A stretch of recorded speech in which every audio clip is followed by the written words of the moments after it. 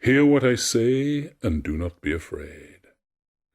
Far away to the north of Scythia lies a barren country, leafless, dreadful, ice permanent as iron, air that aches, a howling land of rocks, gales, and snow.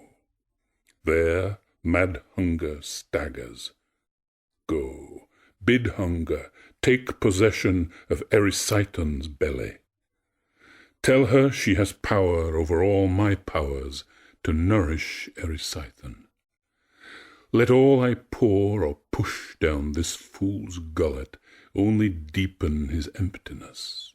Go, my dragon-drawn chariot will make the terrific journey seem slight. The nymph climbed away, and her first halt was the top of Caucasus. She soon found hunger, raking with her nails to bear the root of a tiny rockwort, till her teeth could catch and tear it.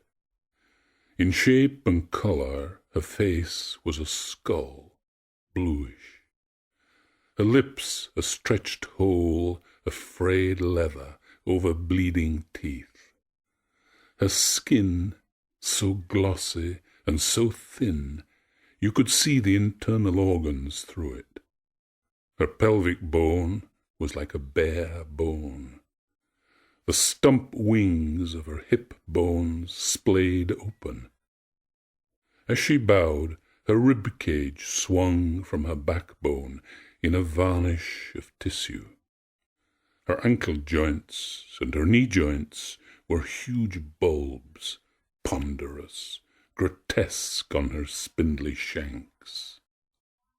The Oread knew danger when she saw it. She proclaimed the command of the goddess from a safe distance. The whole speech only took a minute or so, yet a swoon of hunger left her trembling. She got away fast. All the way back to Thessaly she gave the dragons their head. Now hear me. Though hunger lives only in opposition to Ceres, yet she obeys her. She soars through darkness across the earth to the house of Erysichthon, and bends above the pillow where his face snores with open mouth. Her skeletal embrace goes around him. Her shrunk mouth clamps over his mouth, and she breathes into every channel of his body a hurricane of starvation. The job done, she vanishes. She hurtles away out of the lands of plenty, as if sucked back into the vacuum, deprivation's hollow territories that belong to her and that she belongs to.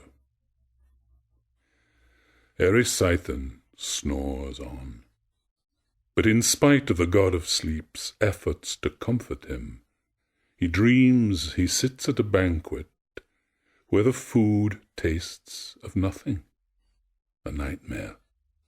He grinds his molars on air with a dry creaking, dreaming that he grinds between his molars a feast of nothing, food that is like air. At last he writhes awake in twisting, knotted cramps of hunger.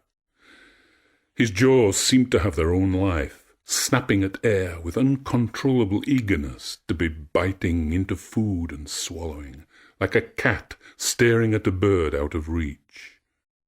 His stomach feels like a fist, gripping and wringing out the mere idea of food.